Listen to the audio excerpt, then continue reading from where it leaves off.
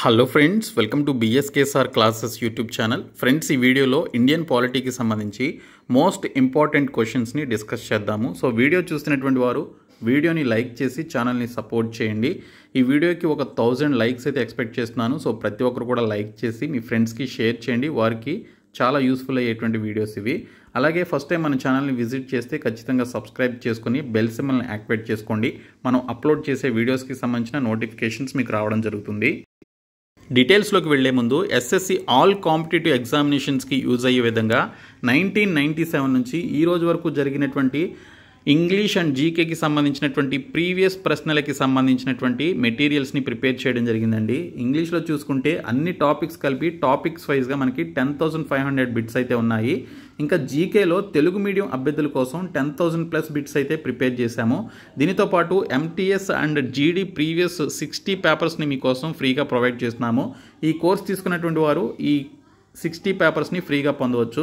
And దీనికి సంబంధించి చాలామంది 99 రూపీస్కి ఇవ్వమని చెప్పేసి అడుగుతున్నటువంటి నేపథ్యంలో 99 రూపీస్కే మీకు ఈ కోర్స్ని ప్రొవైడ్ చేస్తున్నాము.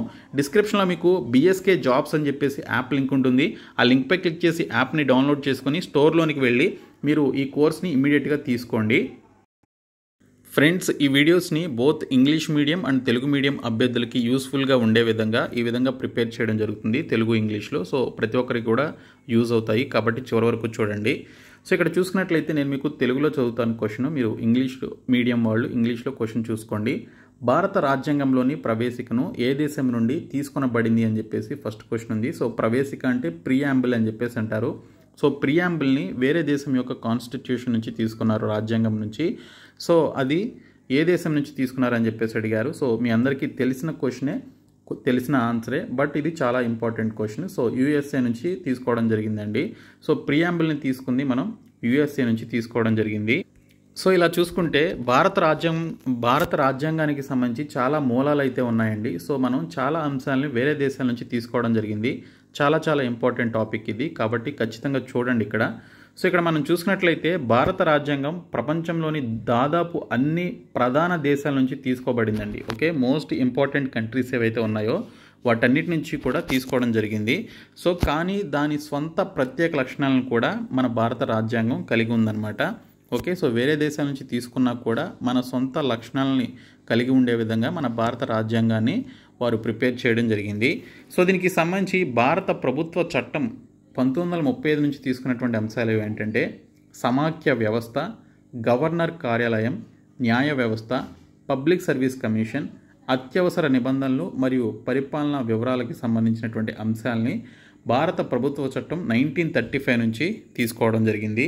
ఇంకా బ్రిటిష్ రాజ్యాంగం నుంచి తీసుకున్నటువంటి అంశాలు ఏంటి అని చెప్పేసి కూడా మనకి క్వశ్చన్లో అడుగుతారు ఎగ్జామ్స్లో.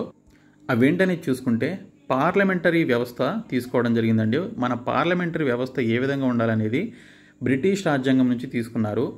చట్ట పాలన, శాసన విధానం, ఒకే పౌరసత్వం, ఓకే సింగిల్ సిటిజన్షిప్ అన్నమాట, క్యాబినెట్ వ్యవస్థ, ప్రత్యేక హక్కు రిట్లు, అలాగే పార్లమెంటరీ హక్కులు మరియు ద్విసభ వాదానికి సంబంధించినటువంటి అంశాలని బ్రిటిష్ రాజ్యాంగం నుంచి మనం తీసుకోవడం జరిగింది. తర్వాత యుఎస్ రాజ్యాంగం నుంచి తీసుకున్నటువంటి అంశాలు ఏంటనే చూసుకుంటే ప్రాథమిక హక్కులు తీసుకున్నాం, న్యాయ వ్యవస్థ స్వాతంత్రం గురించి, న్యాయ సమీక్ష, రాష్ట్రపతి అభిశంసన అంటే ప్రెసిడెంట్ ఇంపీచ్మెంట్ అని చెప్పేసి అంటారు. సో రాష్ట్రపతి అభిశంసన అంశాన్ని, సుప్రీంకోర్టు అలాగే హైకోర్టు న్యాయమూర్తుల తొలగింపు, ఉపరాష్ట్రపతి పదవికి సంబంధించినటువంటి అంశాలని తీసుకోవడం జరిగింది. అలాగే ఐరిష్ రాజ్యాంగం నుంచి, ఓకే ఐర్లాండ్ నుంచి మనం తీసుకున్నటువంటి అంశాలు ఏంటంటే రాష్ట్ర ఆదేశిక సూత్రాలు, రాజ్యసభ సభ్యుల నామినేషన్, అలాగే రాష్ట్రపతి ఎన్నికల విధానం ఏ విధంగా ఉంటుందనేది ఐరిష్ రాజ్యాంగం నుంచి తీసుకోవడం జరిగిందండి. ఇంకా కెనడియన్ రాజ్యాంగం నుంచి ఏం తీసుకున్నామంటే అంటే కెనడా నుంచి బలమైన కేంద్రం కలిగినటువంటి సమాఖ్య, కేంద్రం వద్ద అవశిష్ట అధికారాలు, కేంద్రం మరియు సుప్రీంకోర్టు సలహా అధికార పరిధిచే గవర్నర్ నియామకం. ఓకే, కేంద్రం మరియు సుప్రీంకోర్టు సలహా మేరకు అధికార పరిధిచే గవర్నర్ని నియమించేటువంటి పర్టికులర్ అంశాలని కెనడియన్ రాజ్యాంగం నుంచి తీసుకోవడం జరిగింది.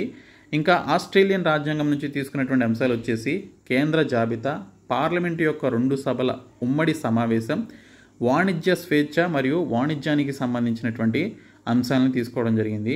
సో ఇక్కడ చూసుకున్నట్లయితే పార్లమెంట్ యొక్క 2 సభల ఉమ్మడి సమావేశం ఎప్పుడు జరుగుతుందండి? సో రాష్ట్రపతి స్పీచ్ ఇచ్చేటప్పుడు, మొదటిసారి స్పీచ్ ఇచ్చేటప్పుడు పార్లమెంట్ యొక్క 2 సభల ఉమ్మడి సమావేశం మనకి జరుగుతుంది. అలాగే జర్మనీ యొక్క రాజ్యాంగం నుంచి ఏం తీసుకున్నామంటే అత్యవసర సమయంలో ప్రాథమిక హక్కులను నిలిపివేయడం అనేటువంటి అంశాన్ని తీసుకోవడం జరిగింది. సో ఏదైనా ఎమర్జెన్సీ సిచ్యువేషన్స్ ఉన్నప్పుడు ప్రాథమిక హక్కుల్ని నిలిపివేస్తారనమాట. ఈ అంశాన్ని జర్మనీ రాజ్యాంగం నుంచి తీసుకోవడం జరిగింది. ఇంకా ఫ్రెంచ్ రాజ్యాంగం నుంచి తీసుకున్నటువంటి అంశాలు వచ్చేసి రాజ్యాంగ పీఠిక యొక్క గణతంత్ర మరియు స్వేచ్ఛ, సమానత్వం మరియు సోదరభావం యొక్క ఆదర్శాలను ఫ్రెంచ్ రాజ్యాంగం నుంచి తీసుకోవడం జరిగిందండి. ఇది కూడా చాలా ఇంపార్టెంట్.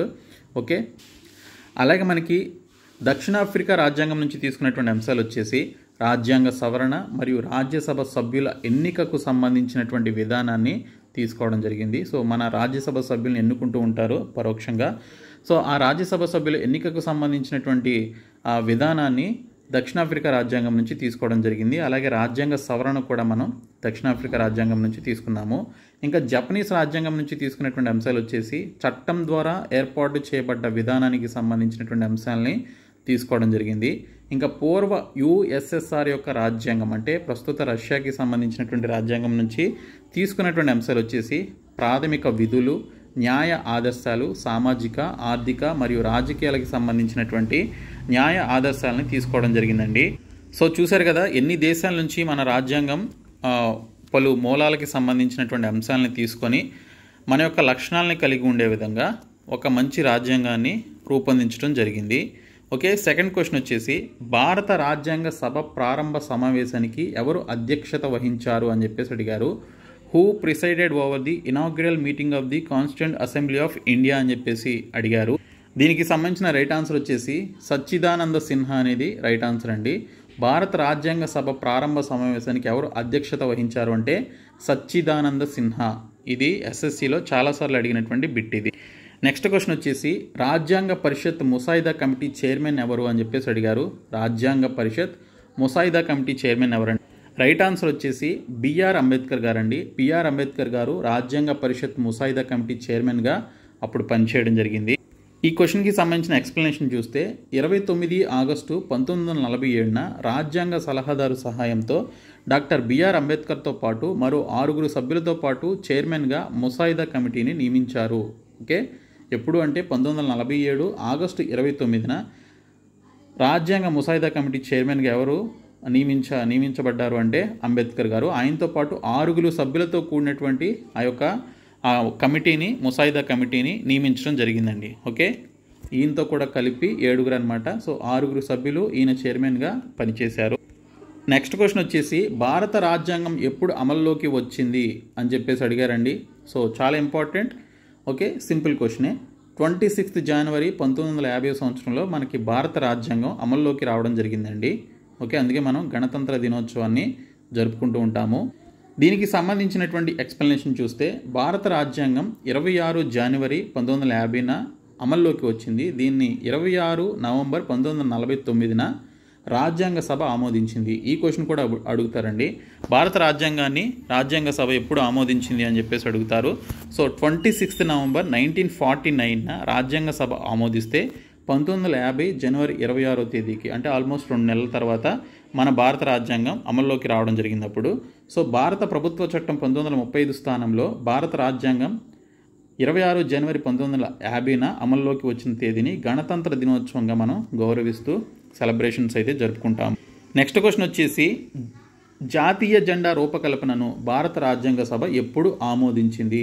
జాతీయ జెండా ఉంది కదా, సో మన పింగళి వెంకయ్య గారు డిజైన్ చేసినటువంటి జెండా. ఓకే, జాతీయ జెండా రూపకల్పనను భారత రాజ్యాంగ సభ ఎప్పుడు ఆమోదించింది?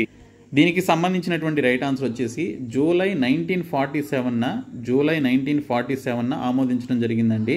ఆగస్టు కాదు, జూలై 1947న ఆమోదించారు. నెక్స్ట్ క్వశ్చన్ వచ్చేసి కింది వాటిలో ఇండియన్ ఫెడరేషన్ మరియు అమెరికన్ ఫెడరేషన్ రెండింటికి సంబంధించినది ఏది అని చెప్పేసి అడిగారు. So feature to both the Indian federation and American ఫెడరేషన్కి రెండింటికి సంబంధించినది ఏది అని చెప్పేసి ఇచ్చారు.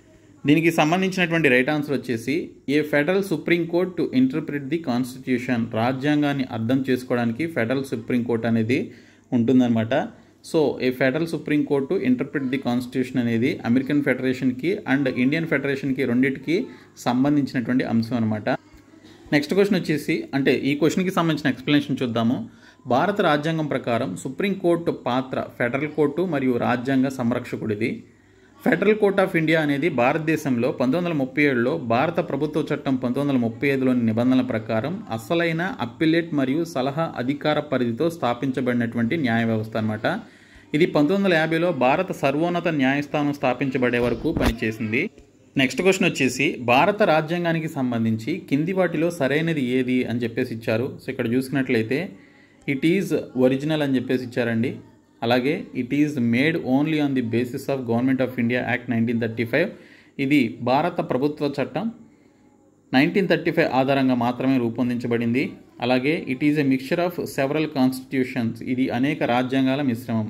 కరెక్టే కదండి. సో దీనికి సంబంధించిన రైట్ ఆన్సర్ వచ్చేసి ఆప్షన్ సి అనమాట. మనం ఫస్ట్ క్వశ్చన్లోనే చూసాము ఎన్ని దేశాల నుంచి మనం రాజ్యాంగాన్ని రూపొందించడానికి కొన్ని అంశాలను తీసుకున్నాం అనేది చూసాం. కాబట్టి it is a mixture of several constitutions అనేది దీనికి సంబంధించిన రైట్ ఆన్సర్. నెక్స్ట్ క్వశ్చన్ వచ్చేసి ఈ కింది వారిలో రాజ్యాంగ అసెంబ్లీలో కాంగ్రెసేతర సభ్యుడు ఎవరు అని చెప్పేసి ఇచ్చారండి. ఈ క్రింది వారిలో అసెంబ్లీలో కాంగ్రెసేతర సభ్యుడు ఎవరు అంటే డాక్టర్ బిఆర్ అంబేద్కర్ గారండి. డాక్టర్ బిఆర్ అంబేద్కర్ గారే ఇక్కడ ఇచ్చినటువంటి సభ్యుల్లో కాంగ్రెసేతర సభ్యుడు అనమాట. Okay, who among the following was a non Congress member of the constituent assembly అని చెప్పేసి ఇచ్చారు. So option D right answer. So దీనికి సంబంధించి డాక్టర్ బిఆర్ అంబేద్కర్ రాజ్యాంగ సభలో కాంగ్రెసేతర సభ్యుడు. బిఆర్ అంబేద్కర్ మినహా అందరూ కూడా కాంగ్రెస్కు చెందిన వారే ఉన్నారనమాట. సో ఆయన ఒక్కరే కాంగ్రెసేతర సభ్యుడు అనమాట రాజ్యాంగ సభలో. సో ఇది గుర్తుపెట్టుకోండి, అడిగే అవకాశం ఉంటుంది. నెక్స్ట్ క్వశ్చన్ వచ్చేసి రాజ్యాంగ ముసాయిదా కమిటీలో చేర్చబడినటువంటి సభ్యుల సంఖ్య ఎంత? ఓకే, రాజ్యాంగ ముసాయిదా కమిటీలో చేర్చబడినటువంటి సభ్యుల సంఖ్య ఎంత అంటే టోటల్ 7 అండి.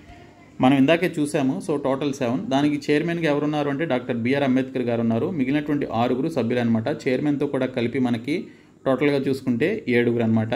సో రాజ్యాంగ ముసాయిదా కమిటీలో చేర్చబడినటువంటి సభ్యుల సంఖ్య మొత్తంగా 7. నెక్స్ట్ క్వశ్చన్ వచ్చేసి భారతదేశంలో చట్టపరమైనటువంటి సార్వభౌమాధికారం ఉందా లేదా అని చెప్పేసి ఇక్కడ మనకి అడిగారు. In India legal sovereignty is vested with అని చెప్పేసి అడిగారు. దీనికి సంబంధించిన రైట్ ఆన్సర్ వచ్చేసి కాన్స్టిట్యూషన్ అండి, రాజ్యాంగం. భారతదేశంలో చట్టపరమైనటువంటి సార్వభౌమాధికారం రాజ్యాంగం అనమాట. సో దీనికి సంబంధించిన ఎక్స్ప్లెనేషన్ చూస్తే చట్టపరమైనటువంటి సార్వభౌమాధికారం న్యాయవాది యొక్క సార్వభౌమాధికార భావనను సూచిస్తుంది. ఇది రాష్ట్రంలోని అత్యున్నత చట్టాన్ని రూపొందించేటువంటి అధికారంతో ముడిపడి ఉంది. చట్టాల రూపంలో తుది ఆదేశాలను జారీ చేసే అధికారం ఉన్నటువంటి సంస్థ ఒక రాష్ట్రంలో చట్టపరమైనటువంటి సార్వభౌమాధికారం. ఈ అధికారం ఒక వ్యక్తికి లేదా వ్యక్తుల శరీరానికి ఇవ్వబడవచ్చు అని చెప్పేసి ఉంది. అది రాజు కావచ్చు, లేదా నియంత కావచ్చు, లేదా పార్లమెంటు కావచ్చు. చట్టపరమైనటువంటి సార్వభౌమాధికారం రాజ్యాంగ చట్టం ద్వారా నిర్వహించబడుతుంది అని చెప్పేసి సో దీనికి సంబంధించి ఉన్నటువంటి ఎక్స్ప్లెనేషన్ అనమాట. సో ఇవి ఫ్యూ క్వశ్చన్స్ అండి. ఇండియన్ పాలిటీకి సంబంధించి ఒక 10 క్వశ్చన్స్ మీకోసం ప్రిపేర్ చేశాను. నెక్స్ట్ మరిన్ని క్వశ్చన్స్తో నేను మీకు ఇంకా వీడియోస్ అయితే చేస్తాను ఎగ్జామినేషన్ వచ్చేంత వరకు అండ్ ఎగ్జామినేషన్ జరుగుతున్న టైంలో కూడా. ఓకే, సో ఈ వీడియోని మీ ఫ్రెండ్స్కి షేర్ చేయండి, మన ఛానల్ సబ్స్క్రైబ్ చేయండి. Thank you so much guys.